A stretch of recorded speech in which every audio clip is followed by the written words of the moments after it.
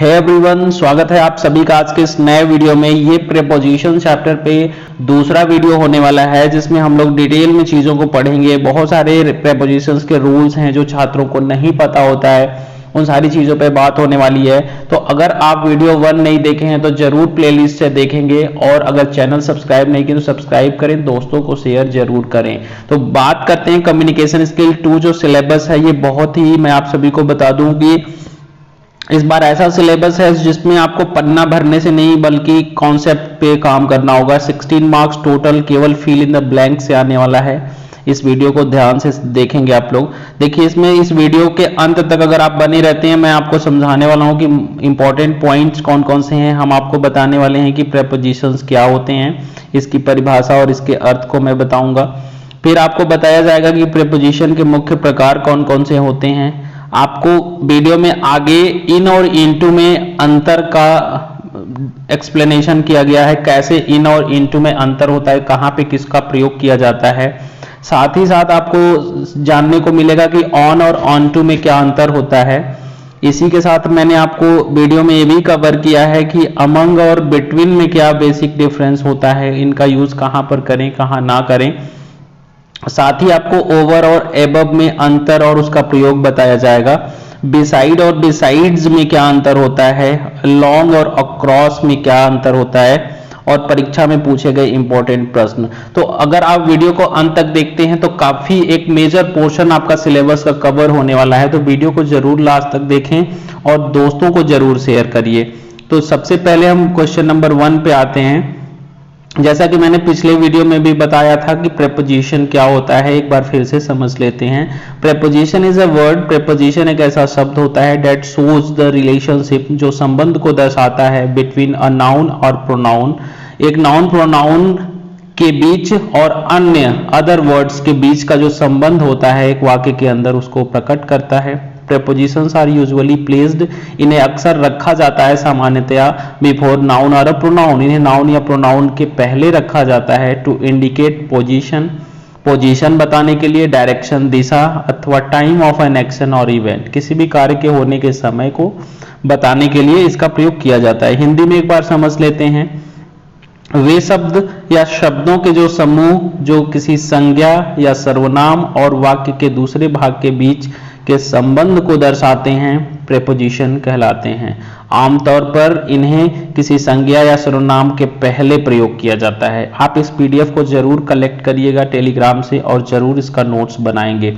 उम्मीद करता हूं चीजें आपको समझ में आ रही होंगी। एग्जाम्पल्स आप थोड़ा सा ध्यान दीजिएगा कि in, on, at, to, with, by, from, for, about and of, ये सब प्रीपोजिशन के एग्जाम्पल्स होते हैं।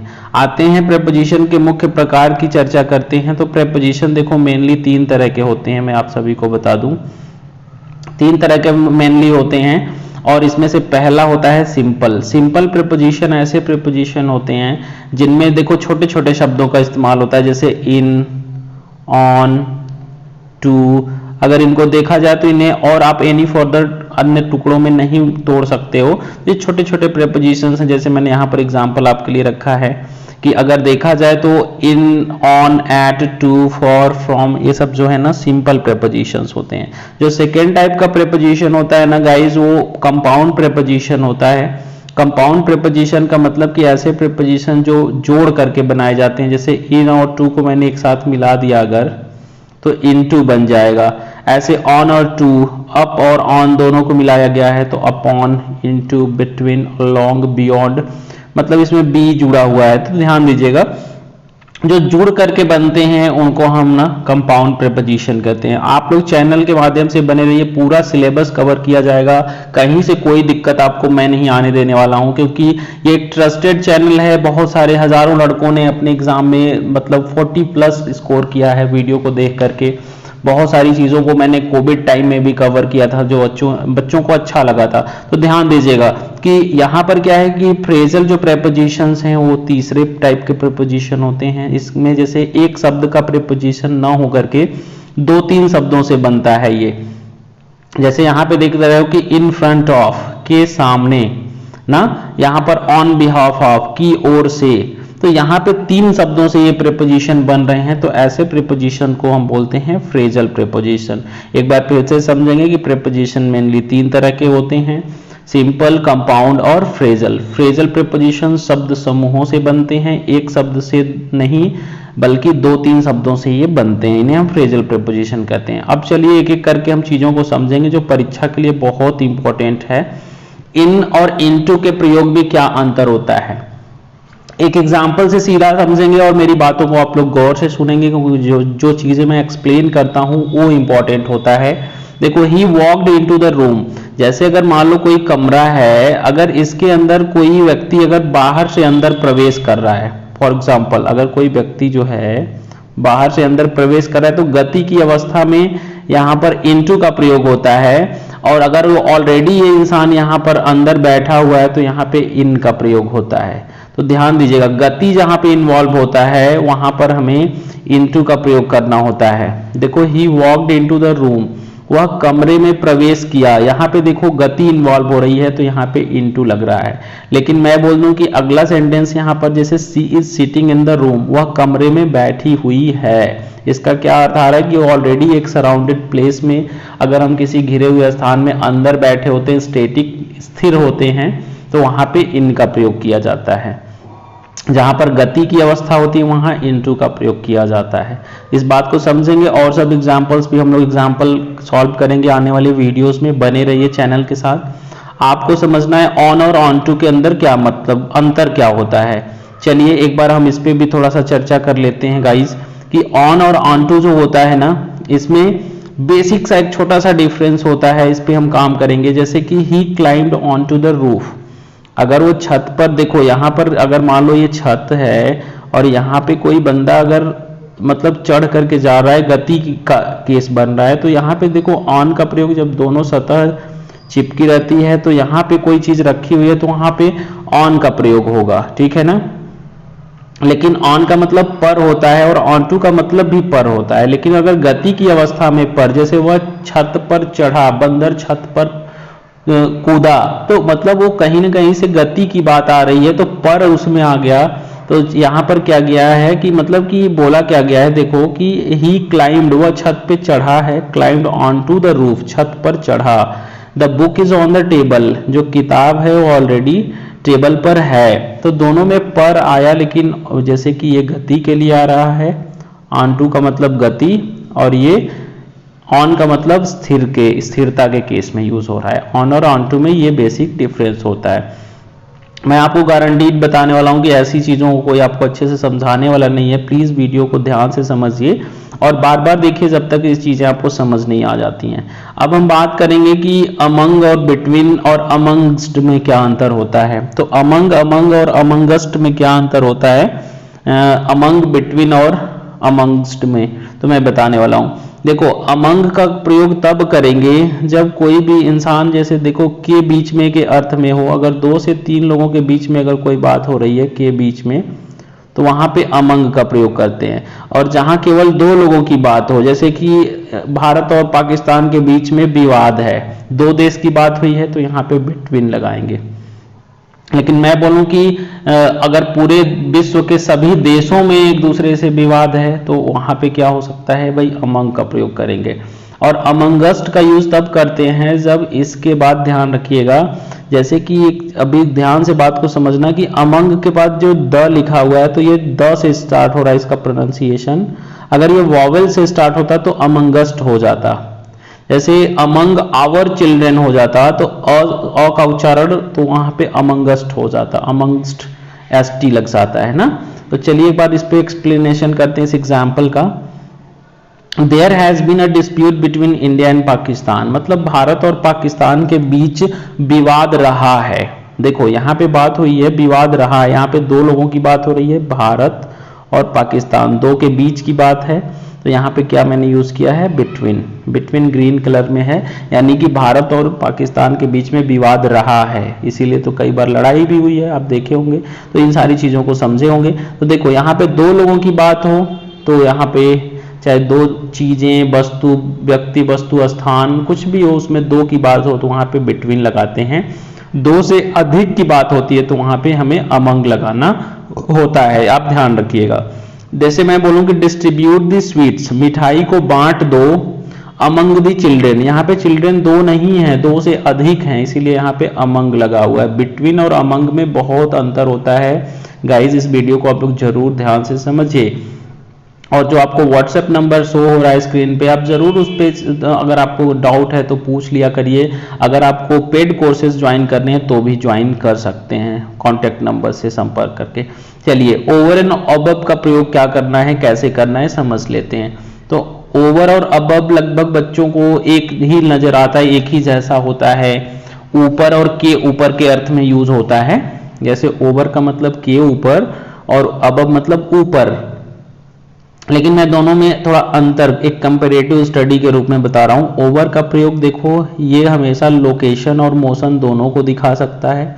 किसी भी वस्तु की स्थिति थोड़ी ऊंचाई पर है लेकिन संपर्क में भी है, लेकिन मोशन और लोकेशन मतलब कोई चीज की स्थिति और गति भी इन्वॉल्व होता है। और अबव का प्रयोग हमेशा लोकेशन को दर्शाता है।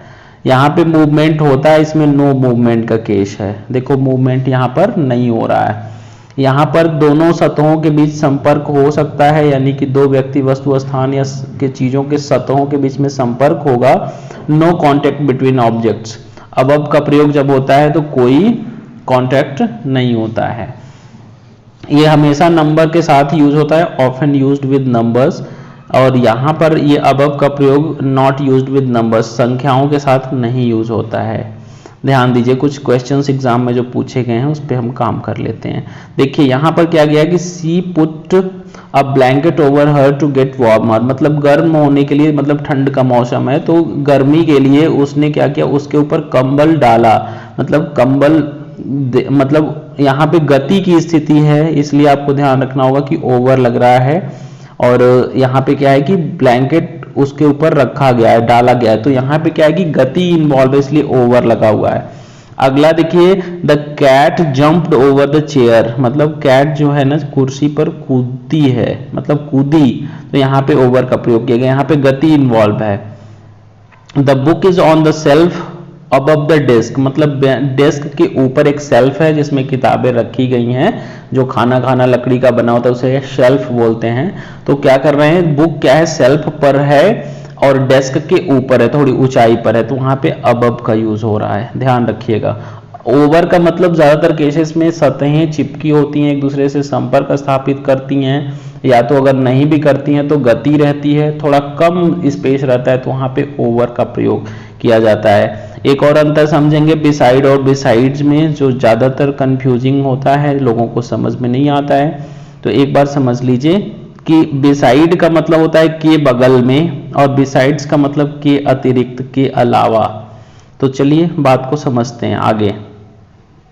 यहाँ पे दिया है कि बिसाइड्स मिल्क एंड चीज, मतलब दूध और पनीर के अतिरिक्त, के अलावा, वी नीड वेजिटेबल्स, हमें फल की भी जरूरत होती है, आवश्यकता होती है। यहाँ पर बिसाइड्स का मैंने मीनिंग लिखा है, इसका मतलब होता है इन एडिशन टू, के साथ साथ, मोर ओवर इसके साथ साथ, एज वेल के साथ साथ, के अतिरिक्त। जैसे ये क्या होता है कि के साथ साथ एक प्लस के सेंस में होता है यूज, और एक निगेटिव के सेंस में, मतलब कि हमें यहाँ पे बात को फिर से समझो, बिसाइड्स मिल्क एंड चीज, मतलब हमें मिल्क और चीज तो चाहिए ही, हमें सब्जी भी चाहिए, यानी सब कुछ चाहिए। तो एक पॉजिटिव सेंस में हमें बिसाइड्स का प्रयोग करना है, कि अतिरिक्त, के साथ साथ। जैसे मैं बोलूं कि besides a pen you have purchased a notebook, मतलब आपने क्या किया है, पेन के साथ साथ आपने एक नोटबुक भी खरीदा है। तो यहाँ पे बिसाइड्स का मतलब के साथ साथ, के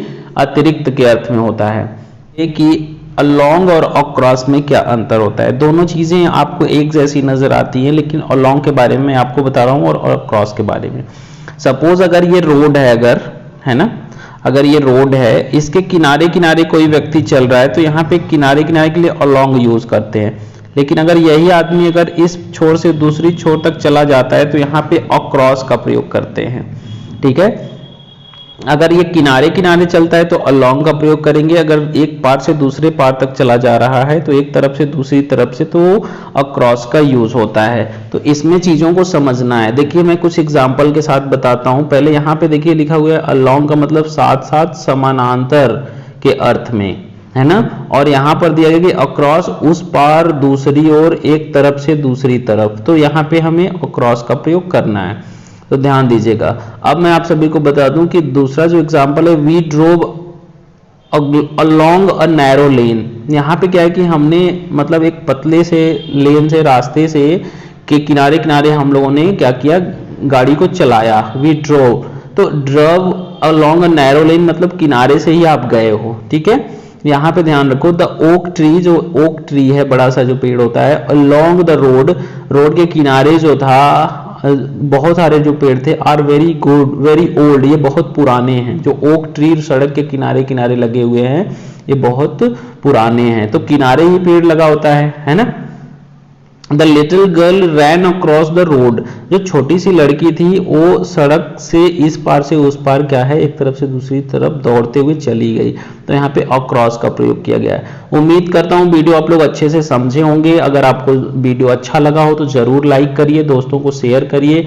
ये एक ऐसा चैनल है जिसमें मैं आपको सारी videos free of cost, video 1 से लेकर के अंतिम वीडियो तक सिलेबस पूरा कवर करने वाला हूँ। जुड़े रहिए आप लोग चैनल के साथ और अपने दोस्तों को शेयर करते रहिए। मिलते हैं नए वीडियो में नए कॉन्सेप्ट के साथ, तब तक के लिए आप सभी को अलविदा।